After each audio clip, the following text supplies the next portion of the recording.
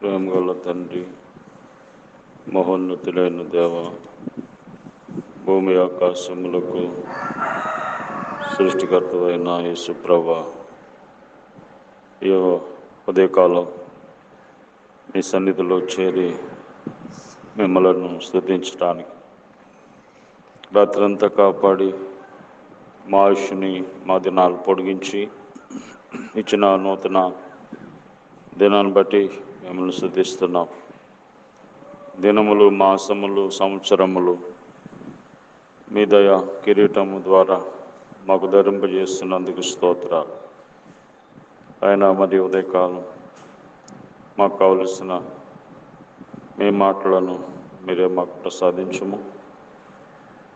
ఎవరి సమస్యలు, ఇబ్బందులు ఉన్నారు, వారి వారి యొక్క అవసరతను బట్టి, వారి సమస్యలను బట్టి మీరే సహాయం చేయమని, ఆయన మరి వారి యొక్క అంతరేంద్రియము ఎరిగిన దేవుడు గనుక, ఒకడు పైకి నవ్వుచుండినను హృదయములో దుఃఖం ఉంటుందని నీ వాక్యం తెలియజేస్తా ఉంది కనుక, మీరే దుఃఖించుచున్న వారిని ఓదార్చేవాడు, నాయన మరి నలిగిన వారిని బలపరిచే దేవుడు, కృంగిన వారిని లేవనెత్తే దేవుడు కనుక మీరే సహాయం చేయమని యేసు ప్రభు నామములో ప్రార్థిస్తున్నాం తండ్రి, ఆమేన్.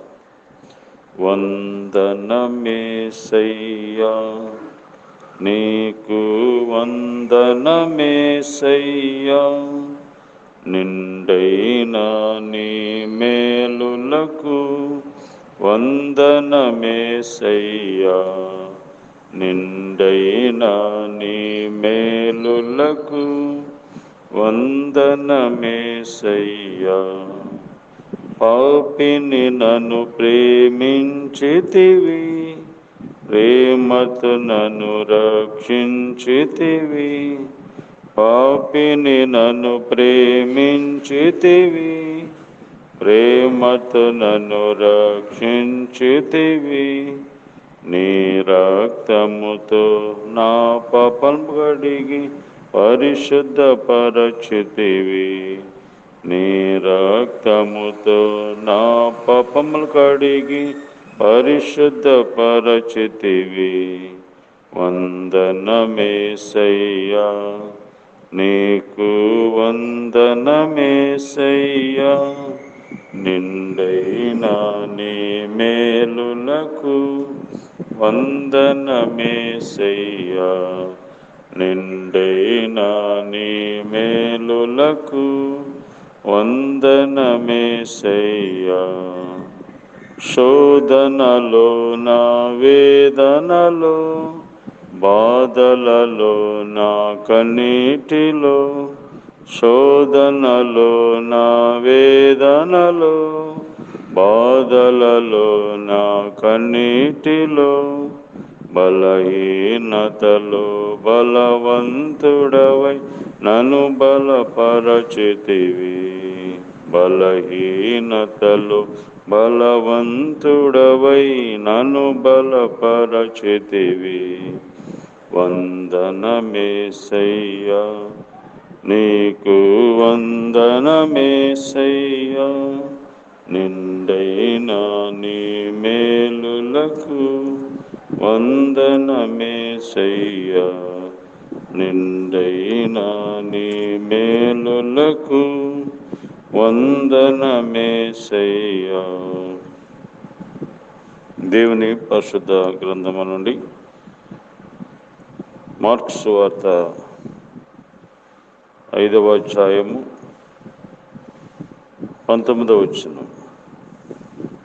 ఆయన వానికి సెలవీయక, నీవు నీ ఇంటి వారి యొద్దకు వెళ్ళి ప్రభువు నీ యందు కనికరపడి నీకు చేసిన కార్యములన్నిటినీ వారికి తెలియజెప్పమనెను.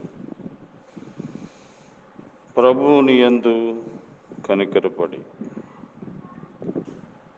ఈ భాగములో యేసుప్రభువు వారు ఈ భూమి మీద ఉన్న దినాల్లో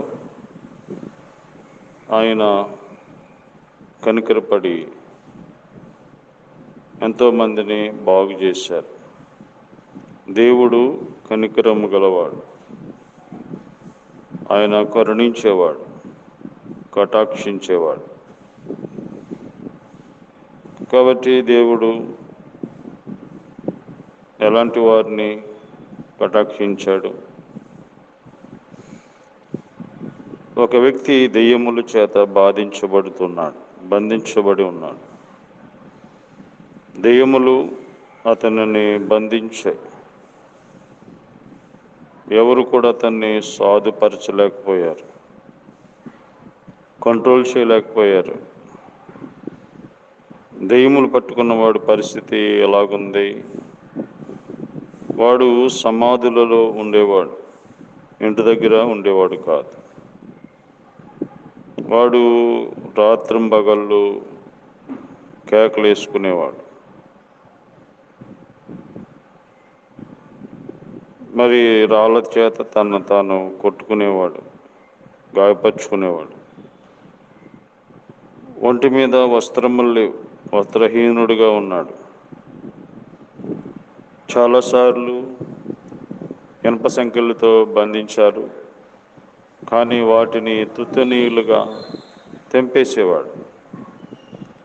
ఎందుకంటే వాడు పూర్తిగా దెయ్యముల యొక్క స్వాధీనంలో ఉన్నాడు. ఈ బలము సైతానుది. సైతాను చేత బంధించబడి ఇంటికి గ్రామానికి దూరం అయిపోయి సమాధుల దిబ్బలో ఉండేవాడు, నిద్ర పట్టేది కాదు. కాబట్టి ఎవరిని ఆ దారి వెళ్ళనిచ్చేవాడు కాదు. అలాంటి పరిస్థితుల్లో ఉన్నటువంటి ఒక వ్యక్తిని దేవుడు బాగు చేసినాడు, విడిపించారు. కాబట్టి యేసు ప్రభుని చూసిన వెంటనే ఆ దెయ్యములు పరిగెత్తుకుని వచ్చి ఆయనకు నమస్కారం చేసి, యేసు సర్వోన్నతుడైన దేవుని కుమారుడా, నాతో నీకేమి, నన్ను బాధపరచుకుమని దేవుని పేరట ఆనబెట్టుచున్నానని వాడు బిగ్గరగా కేకలేసి. ఈ దెయ్యములకు తెలుసు యేసు ఎవరు, సర్వోన్నతుడైన దేవుని కుమారుడు. ఆయన వచ్చాడంటే ఇప్పుడు ఆ దెయ్యముల నుంచి ఆ వ్యక్తిని విడిపిస్తాడు, వాటిని అతనిలో నుంచి తోలివేస్తాడు అని తెలుసు. అందుకనే నన్ను బాధపరచుకుము, నాతో నీకేమి అని అంటున్నాడు. అంటే సాతాను ఆ వ్యక్తి జీవితం తనకు బాగా ఉంది కాబట్టి అందుకనే తనని తోలేయొద్దని బతిమాలుకున్నాడు. అయితే ప్రభు వచ్చిన ఉద్దేశం ఏంటంటే ఆ దెయ్యాల నుంచి అతన్ని విడిపించాలి, అతన్ని బాగు చేయాలని ఆయన వచ్చారు. అయితే ఆ దెయ్యాలు మళ్ళీ అక్కడ పందుల మంద మేపుతున్నారు కనుక ఆ పందుల్లోనికి మమ్మల్ని వెళ్ళగొట్టమని బ్రతిమాలుకున్నాయి. మరలా మనిషిలోకి వెళ్తే మరలా దేవుడు వస్తాడు, ఆ మనిషిలో నుంచి వెళ్ళగొడతాడు. అందుకని ఆ పందులు మందలోకి ప్రవేశించి దేవుడు ఆజ్ఞాపించగానే అతనిలో ఉన్న దెయ్యాలన్నీ కూడా దాదాపుగా 2000 కంటే ఎక్కువ దెయ్యాలు అతన్ని విడిచి ఆ పందులకి వెళ్ళినప్పుడు ఆ పందులు మరి వడిగా పరిగెత్తుకుని వెళ్ళి అక్కడ సముద్రంలోని పడి ఊపిరి తిరగక చచ్చిపోయాయి. అంటే ఈ వ్యక్తి జీవితాన్ని కూడా సాతానుడు, అపవిత్రాత్మలు ఆ విధంగా చంపాలని ప్లాన్ చేస్తూ వచ్చాయి. అయితే జంతువు విలువ కంటే మనిషిని విలువ ఎంతో ఉన్నతమైనది. జంతువు చనిపోతే దాని పరిస్థితి అంతే, మనం చనిపోతే మనకి ఇంకో జీవితం ఉంది, ఆత్మ ఉంది, ఆత్మకు చావు లేదు. కాబట్టి మనము జంతువులు కన్నా విలువైన వారు. మనకి విలువైన వారు ఈ లోకంలో సర్వలోకము సంపాదించిన నీ ప్రాణానికి వేల కట్టలేము, అంత వెల కట్టలేని ఆత్మ కలిగిన వారిగా ఉన్నాం. అందుకనే అక్కడ వాళ్ళైతే ఆ గ్రామస్తులు పందులు చనిపోవడం చూసుకున్నారు, కానీ ఆ వ్యక్తి బాగుపడి సమాజంలోకి వచ్చాడని సంతోషపడలేదు. పందులు నష్టపోయాయని చూసుకుంటున్నారు. కాబట్టి ఒక మనిషి బాగుపడ్డాడని వాళ్ళు సంతోషం లేదు. ఆ విధంగా దెయ్యములు పట్టుకున్నవాడు దెయ్యముల నుంచి విడిపించబడ్డాడు, స్వస్థచితుడై బట్టలతో ధరించుకొని కూర్చున్నాడు. ఇప్పుడు ముందుట్లాగా లేడు. ఇప్పుడు బట్టలు కట్టుకున్నాడు, అరవట్లేదు, కేకలేయట్లేదు, రాళ్లతో కొట్టుకోవట్లేదు. ఎందుకంటే దెయ్యాల నుంచి విడిపించాడు, అపవిత్ర ఆత్మలు విడిపించబడ్డాడు, స్వస్థచితుడై కూర్చున్నాడు. మరి గ్రామస్తులు యేసుప్రభుని వెళ్ళిపోమన్నారు. ఎందుకంటే పందులు నువ్వు రాకముందు ఎన్ని చెప్పావు, వస్తే ఇంకెన్ని చంపుతావని.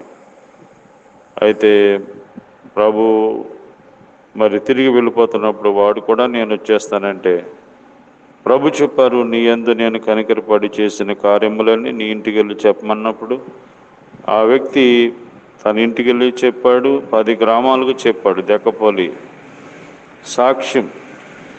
అందరూ ఆశ్చర్యపడ్డారు. ఏ మనిషి బాగు చేయలేని వ్యక్తిని దేవుడు బాగు చేశాడు. కాబట్టి ఈ రోజున సైతాను చేత మనుషులు బాధించబడుతున్నారు. సైతాను చేత మనుషులు బంధించబడి బానిసలైపోతున్నారు. కాబట్టి మరి సాతాను చేత మనుషులు మరి గాయపరుచుకుంటున్నారు, తమను తాము గాయపరుచుకుంటా ఉన్నారు. పాపకార్యముల చేత, చెడు కార్యముల చేత తమను తాము గాయపరుచుకుంటున్నారు, తమ శరీరాన్ని గాయపరుచుకుంటున్నారు. మరి త్రాగుడి చేత, వ్యభిచారము చేత, మరి చెడు అలవాట్ల చేత శరీరాన్ని, దేవుని ఆలయముగా ఉండవలసిన శరీరాన్ని పాడు చేసుకుంటున్నారు. నిద్ర పట్టట్లేదు. ఈరోజు సాతాను ఎంతోమందిని నిత్య నాశనానికి, నరకానికి వాళ్ళని తీసుకెళ్ళటానికి వారు నడిపిస్తూ ఉన్నాడు. యేసుప్రభు దగ్గరికి వస్తే యేసుప్రభు వారు ఇలాంటి పరిస్థితుల నుంచి మనల్ని విడిపించగలడు. కాబట్టి దేవుడు నీ యందు కనికరపడుతున్నాడు. నేను సైతాన్ నుంచి విడిపించాలని దేవుడు మాట్లాడుతున్నాడు. అపవిత్ర కార్యాల నుంచి విడిపించి స్వస్థచిత్తుడిగా చేయాలని దేవుడు కోరుతున్నాడు. దేవునికి చోటిస్తే ఆయన నీలో గొప్ప కార్యం జరిగిస్తాడు. కాబట్టి దేవుడు కనికరము గలవాడు. ఆయన కనికరము చేత ఆ దెయ్యముల చేత బాధించబడుతున్న వారిని విడిపించి రక్షించినాడు. కాబట్టి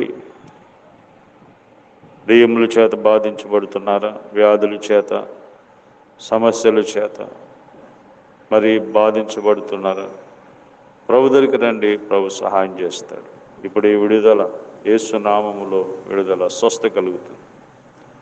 ప్రేమ గల తండ్రి, మా యందు కనికరపడి దెయ్యముల చేత, పాపముల చేత, వ్యాధుల చేత పీడించబడుతున్న మమ్మల్ని విడిపించి రక్షించడానికి ఈ లోకానికి వచ్చి మీ రక్తమంతా చిందించి మీ ప్రాణాన్ని మా కొరకు ఇచ్చి మా ప్రాణాన్ని బ్రతికించడానికి, మా ప్రాణాన్ని కాపాడటానికి సిలువలో చేసిన కార్యాన్ని బట్టి వందనాలు. ఈ కార్యాన్ని నమ్మడానికి అందరిలో కూడా కార్యం జరిగించమని మా దేశము, రాష్ట్రము, గ్రామము, అధికారులు అందరి కొరకే ప్రార్థన చేస్తున్నాం. మీరే విడిపించండి, రక్షించండి ఆయన. మరి ఈ దినమంతట్లో సహాయం చేయండి. ఎవరైతే మరి సమస్యలో ఉన్నారో పరిష్కారం, హాస్పిటల్లో ఉన్న వారిని స్వస్థపరచండి, ఆ వ్యాధుల నుంచి విడిపించమని యేసు ప్రభు నామములో ప్రార్థిస్తున్నాం తండ్రి. ఆమె. తండ్రి అయిన దేవుని ప్రేమ, ప్రభువైన యేసుక్రీస్తు వారి కృప, పరిశుద్ధాత్మ సహవాసం ఈరోజు మనకి సదాకాలం తోడైంది, కాపాడును గాక. ఆమేన్.